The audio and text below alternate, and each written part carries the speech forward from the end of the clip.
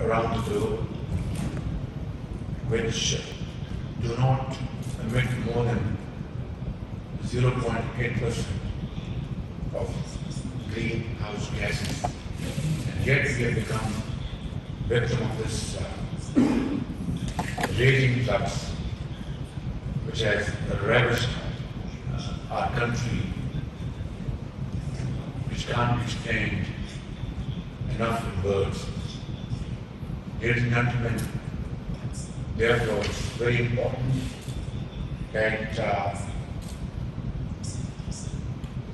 no other country should become victim of this climate-induced floods. We have stopped it, we have become a victim of it for no rhyme or reason, no further path. Now it's high time for this August Assembly to consider passionately and go to the depth of this situation and find out why we choose or we want another country to become victim of this situation which happened to us. Today we're still going through the phase of relief and rescue, and stagnating water is a very big threat to the health of our people, our children, our mothers, our daughters, and millions of people who are marooned by water. And health, obviously, is a big challenge for us. So we need to look after these millions of people who are exposed to serious diseases like malaria and many other life-threatening diseases. So what I'm saying is that this is a situation, is a postcard from the edge of vulnerability. Pakistan's century-breaking flood is sharply focusing minds not only in the south or the peace-loving countries. And I must add with serious concern that about 650,000 children are pregnant and close to childbirth under open skies. I myself have been to tents and seeing mothers giving birth to child night before or just a few hours before that particular place. So it's a epitome of helplessness, and which must not happen again. Easier said than done, but then it's our collective responsibility, our duty, especially global north, which has to realize its responsibilities and commitments made at Paris Conference and then in Scotland. Talking in terms of cents and dollars, there was a commitment of $100 billion. Now, how much out of this commitment has been realized is a question mark. And how can we think in your remotest imagination that while we are dealing with relief efforts after rescue efforts, of course, our friendly countries and many societies around the globe have chipped in, they have contributed including Norway and many other countries, Masar and many other countries around the globe. I will keep on naming names, and this is not finished. But is it enough to bridge the gap? The answer is a big no. Because we have to now deal with repairing our completely smashed infrastructure. 8,000 kilometers of roads, metal roads, have become rubble. Hundreds of bridges and flyovers and underpasses completely washed away. So this is not possible to handle it alone. It has to be a combination of our efforts. We have already repurposed and redirected our foreign annual contributions in terms of donations or soft loans and our own resources, meager resources, which were originally meant for building our economy, agriculture, industry, education, health, have all been redirected towards meeting this challenge. And yet it is not enough. So what is happening in Pakistan will surely not remain in Pakistan, as made evident by the recent climate impacts in Nigeria and South Sudan. These widespread impacts showcase the globalization of climate change, which will undoubtedly require a collective approach to help the most vulnerable adapt. Pakistan is acutely aware of the impact climate change can have on the lives and choices of the marginalized, the disabled, the poor, and the socially excluded.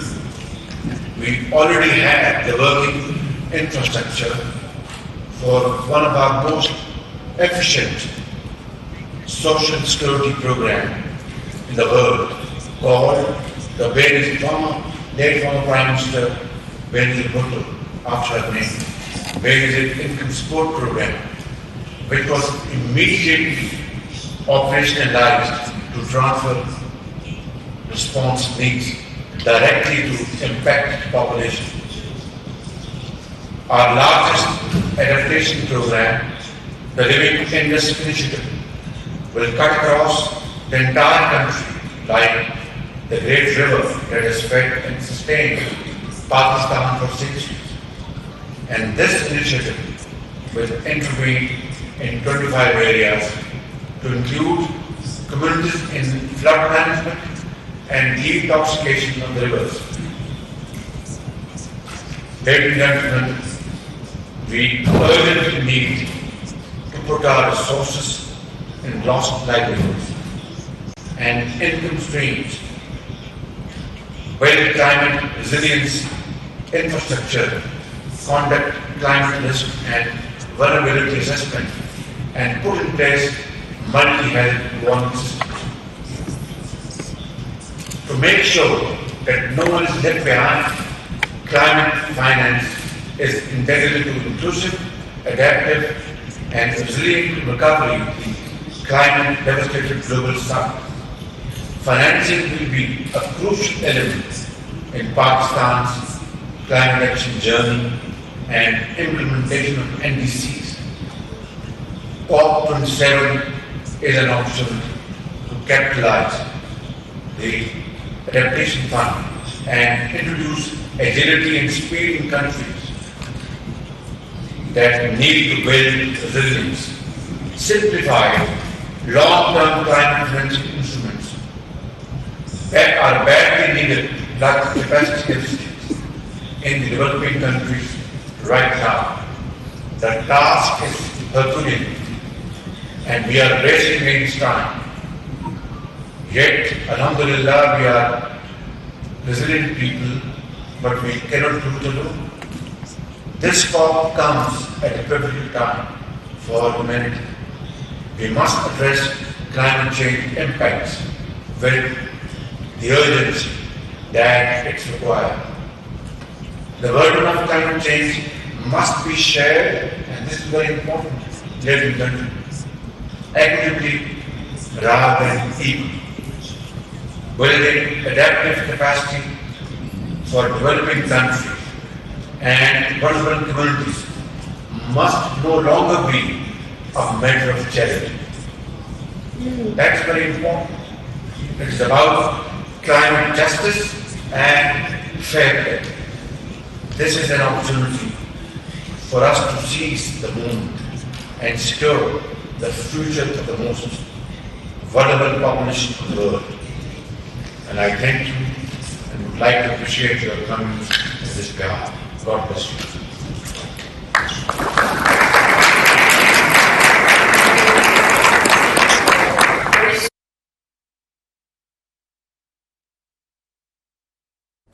आपको बताएं कि शर्म उल शेख में वज़ीर आज़म मोहम्मद शहबाज शरीफ climate implementation summit से खिताब कर रहे थे, जहाँ उनकी जानिब से कहा कि दुनिया पाकिस्तान में आने वाली मौसमी तबाही के हवाले से हमारी न सिर्फ मदद करे बल्कि हम चाहते ये हैं कि इन्वायरमेंटल जस्टिस होना चाहिए। उन्होंने कहा कि पाकिस्तान का शुमार उन ममालिक में है जो कि 1% भी कार्बन इमिशन नहीं करते, लेकिन पाकिस्तान ने इसकी गहरी कीमत चुकाई। उन्होंने कहा कि वक्त आ गया है कि दुनिया एक हो जाए और इस मामले को देखे, वरना आने वाला वक्त बदतरीन वक्त होगा।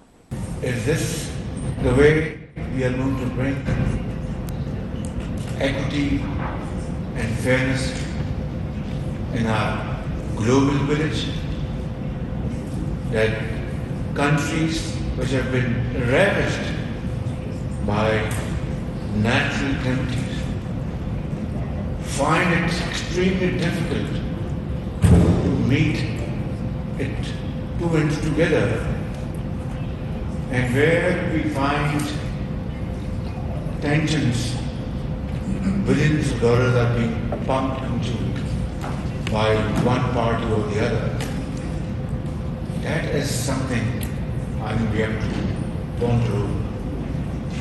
And what some honorable members have said, I fully endorse that it's not about charity. We're not demanding charity.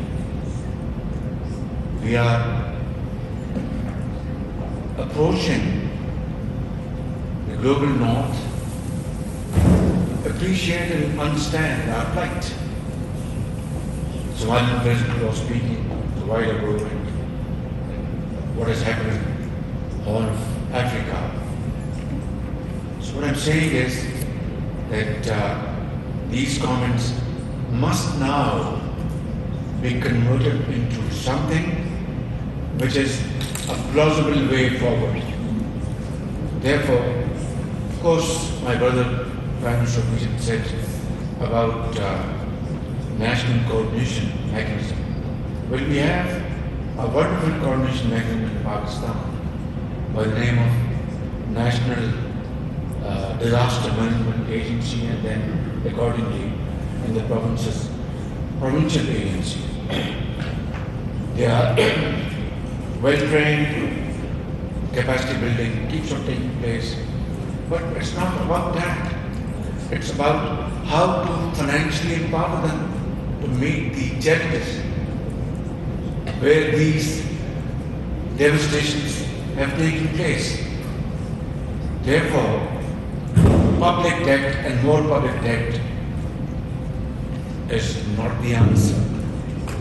This will not help countries like Pakistan at all.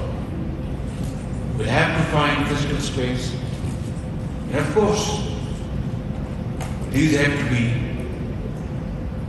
measured in terms of robust mechanism, robust structure, whether through private sector or through catastrophe bonds, commodity insurance bonds, and so on and so forth, so that we are able to stand on our own feet. I would therefore endorse Secretary proposition of adaptation as top priority, and it's profitable, and the question is how to organize it. We also touched about SDRs, but there are many impediments on the way. Climate change tax is a sound proposition, and if multinational global organizations come to agree that yes, here is a moment that we agree to contribute towards climate change tax, that can raise hefty amounts so that those countries which are in need can be helped and supported through this mechanism and instrument. UNDP, my friend has spoken this morning, and just now I have requested him, please come forward with some kind of a plan whereby UNDP can also chip in. Ladies and gentlemen, I will not take more of your time. $40 billion, a figure just mentioned by Secretary General. The peanuts. I mean, countries whose economies are literally ruined, razed to ground, they would need support which is dignified and which make those societies dignified through a plan through which they're able to stand on their own feet. And of course, finally I'd like to say that we must speed up climate financing for protecting vulnerable communities and rebuild livelihoods. Risk reduction and early warning systems should be put in place as soon as possible. And then we are, I agree, definitely sleepwalking to suicide. I hope and pray to God this will not be the case, but I know that while we were going through this carnage in Pakistan, I had to import wheat worth billions of dollars, palm oil which was not available, fertilizer through great efforts to at least save our agriculture, and for this we had to pay from our purse. Ladies and gentlemen, this is where I would like to rest my case. Please come forward with some solid solutions before it's too late. Thank you very much. Thank you, Sir.